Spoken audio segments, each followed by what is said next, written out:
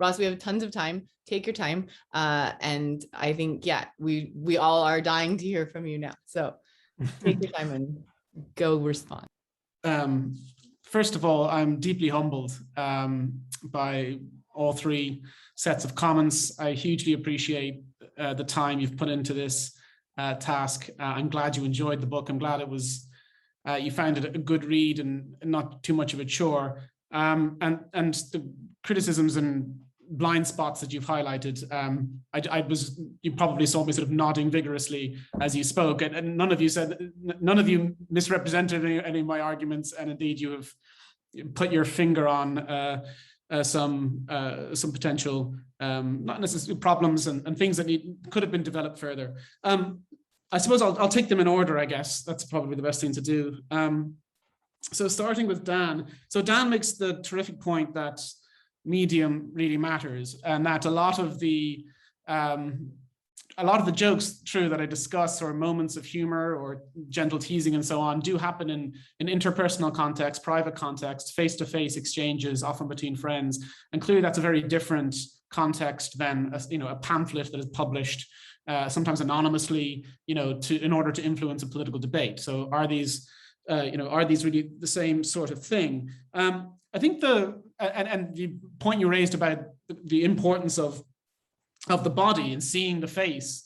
Your mention of your experiences teaching in class, and we've all had the same experiences, I think, over the last while, where we're trying to get those non-verbal cues from people's faces and we just can't. And we're also trying to deliver those cues, and those cues are blocked by the mask. The mask does not just block potential virus or breath, it blocks those verbal cues as well.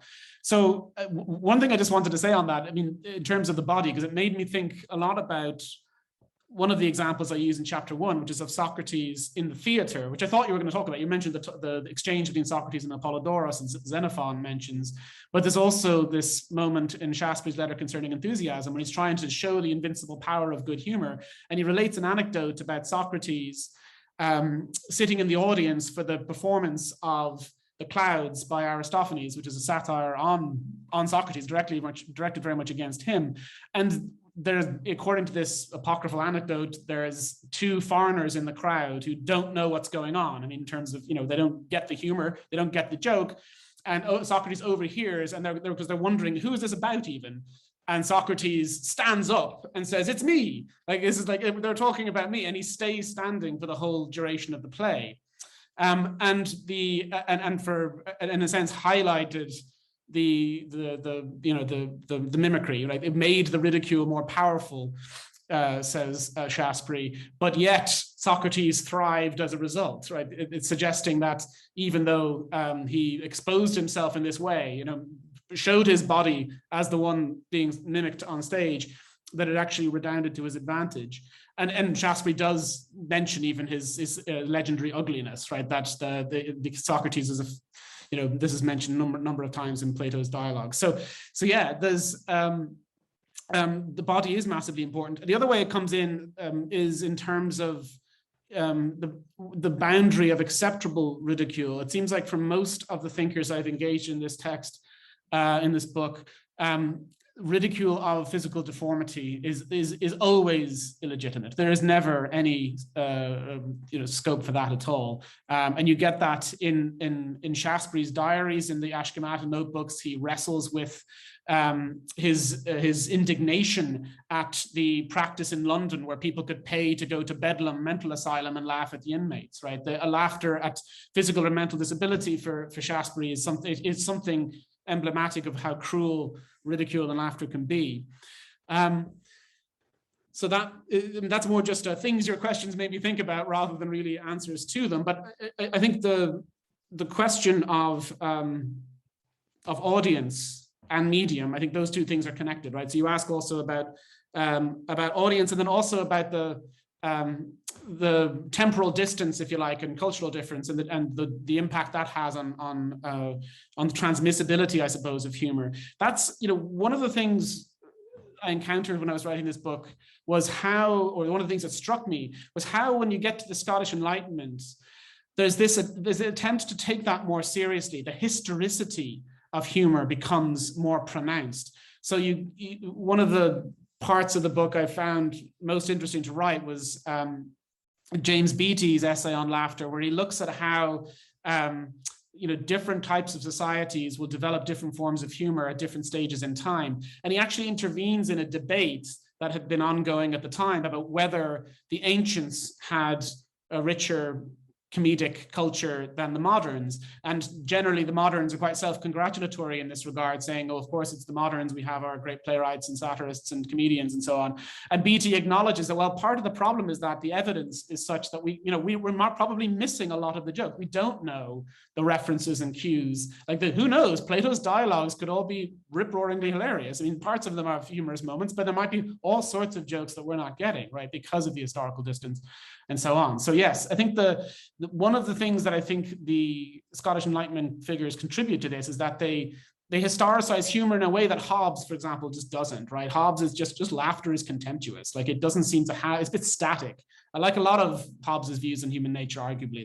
And this is indeed, I think, related to the more general criticism of Hobbes's account of human nature. Like, it doesn't seem to take into account historical change very much. Emily, thank you so much again for well, first of all, thank you in advance. If your review is anything like your comments, I'm delighted about the review. So I look forward to seeing that. I'm glad that you were seized by the final chapters, and in particular the titler satire on sharks. I mean, that was one of the few publications that I wanted to see in its original form. It's actually in Bristol Library, the original pamphlet, and I had to, it's only an hour on the train, and I went up there to have a look at it and see it for myself, because it is just so extraordinary. And for those of you who haven't read it yet, essentially what Tytler does is to, and this relates a little bit to Robin's point about how the satirist, according to Hume, looks at the darker side of human nature. I mean, this is an example of ridicule within the book that isn't laugh out loud funny. I think it would be a bit disturbing if someone did laugh out loud at it. It's deeply macabre. It's deeply Swiftian in the mode of A Modest Proposal. And what essentially the satire involves is a petition from the sharks swimming off the coast of Africa to the House of Commons, begging or pleading for the slave trade to continue because so many morsels of flesh are thrown overboard during the Middle Passage for them to devour. And the petition concludes that the sharks expressing their confidence that the noble lords in the Commons will not suffer sharks to starve so that Negroes may be happy. So it's a savage satire, but it does call to mind Swift rather than Shaftesbury. And indeed, I think maybe it's something about being from Dublin that just made me not want to write more about Swift. He looms in the background always, maybe in everything I do and think. But I didn't want to make this into another book about the Augustan wits, right? There's lots of people in English departments who are better equipped than me to write those sorts of books. And that is not what I wanted to do. He does appear, as was mentioned at various moments, and not always in a flattering light, right? So I would have thought someone like Hume, for example, would be more admiring of Swift.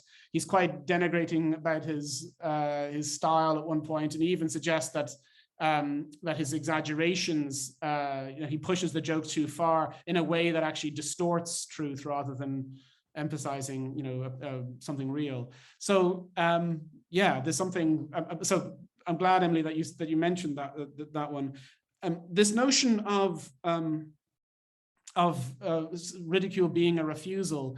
This is one of those things that really I started to think about more as the work went on, and were I to start again, I probably would emphasize that a bit more from the beginning. I think, I'm not overly familiar with contemporary feminist thought, but I know that, for example, Bonnie Honig has written a book called Refusal. I believe that this notion of refusal seems to be more important in contemporary feminist thought. Sarah Ahmed, I know, as something about this as well, and how laughter can be a form of minor rebellion, where you're refusing to engage with an adversary on their agreed terms or the terms that they have chosen.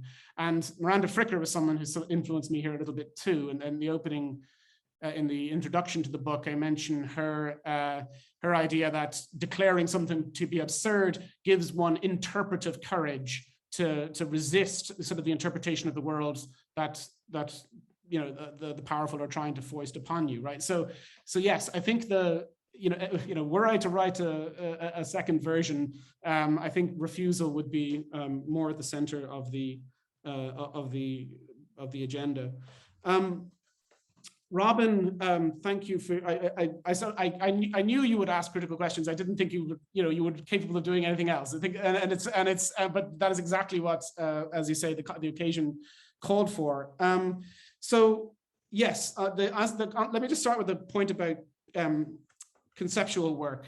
I wrestled with this problem from the get-go, and I think I was torn. In ways, it just looks like I was, I suppose, sloppy about my conceptual setup, right? That I just sort of, had I been a bit more with a philosopher hat on, I would have said, okay, time to declare definitively at the beginning what ridicule is, and then we'll just see, how that unfolds over the course of the narrative. I think I tried to resist that temptation precisely because I feel like if I fix the definition at the beginning, then it would somehow deny the extent to which this is a contested concept, right? And it is one that's, I mean, the fact that there's so little agreement on ridicule is part of the story. Now that might seem like a cop-out. Maybe it is a little bit, but it seemed to me that they seem to be talking about the same thing most of the time, but as you say, not always. And a lot of that, I think one of the biggest, I guess, distinctions that as troubled me as I worked on this is between raillery and ridicule, like that distinction, because a lot of the time, this relates to your point about sociability as well. A lot of the time, it seems like raillery has slightly less bite to it, less aggression, less hostility. That raillery really is sort of contained within a sociable exchange. That if we're engaging in raillery, then it isn't the point isn't to offend or demolish an opponent. It is really to lubricate conversation, and that is how Shaftesbury has been read, by people like Lawrence Klein and so on. They look at what he says about ridicule and say what he's trying to do is to create conditions for conversation to continue indefinitely. And I think that's what I was trying to do, is show, well, that's not really the whole story, because clearly he is trying to shock his audience as well a little bit. And in some respects, that brings my Shaftesbury closer to Swift in a way. I think there is a darker side to Shaftesbury in a way, in the sense that his appreciation of Diogenes the cynic, his appreciation of the power of cynic ridicule, shows that he was actually trying to unsettle a bit with his humor as well. That it wasn't just about Whig bonhomie and the politics of the drawing room and so on. That there was actually a real assault on some essential Christian ideas, and he was trying to show how Christians, generally speaking, and Anglicans in particular, are in a sense worshiping God in a totally inappropriate way, refusing to recognize the deity as benign, and he wanted to shake them out of their complacency with something that was really quite savage. So that's sort of the notion that he is simply trying to develop a ridicule that serves politeness and sociable exchange, I think is not, isn't the whole story. So yes, on the issue of satire versus ridicule, yes. I mean, I think I'm glad you looked at that Hume essay again. I think that was one of those ones he withdrew in later editions of the essays, isn't it? So it seems, is it? I can't recall, of the dignity and of meanness of human nature. Yes, it's a puzzling one, and he does seem to suggest that there is a darkness to satire, whereas and ridicule we might suggest as something else going on. I honestly think the boundaries between these are almost so blurry that it's difficult to draw a bright line between them. I think in ways I think it's clear that certain satirists do have a certain misanthropic view of the world, right? They are trying to expose various human institutions and social institutions as a sham. They are the ones indebted to the cynics and so on. But I don't know if all satirists are trying to do that. And I suppose the question is, does satire have to have that sort of dark view of human nature motivating it in order to be satire? I mean, I think certain satires can just be a little bit more whimsical and actually, you know, do not necessarily have to spring from that kind of darker view of human nature. But I could be wrong. I know you're working on Mandeville, and I think the point about, you know, the philosophical purpose behind the rhetorical strategy of satire, in ways, you know, I think I was trying to do something similar to Shastri, maybe not so successfully, trying to show that there was a philosophical point to what he was doing as well. And the way I tried to, in the first chapter, pay attention to how the letter concerning enthusiasm, the first of Shastri's sort of, you know, treatises on ridicule, how that is, you know, slotted in at the beginning of his characteristics, such that it comes before the serious philosophical treatise, his inquiry into the virtue, into virtue. And the way I read this is that he is, you know, trying to use ridicule as a way of, you know, loosening our attachment to our, you know, the way we looked at the world before, with a view then to you know, educating us afresh with some new arguments. So I think he's an example of how ridicule and argument kind of sort of work in tandem, and how ridicule can have a role to play within a larger philosophical project. And honestly, I can't wait to read your book on Mandeville, because I imagine you're going to have a lot to say about that, how Mandeville's rhetorical strategy, how his ridicule plays a part in delivering whatever philosophical message he's trying to deliver. I think I'll stop there for now. I think I'll probably just start rambling if I continue. So I think I'll either invite them to respond or open it up.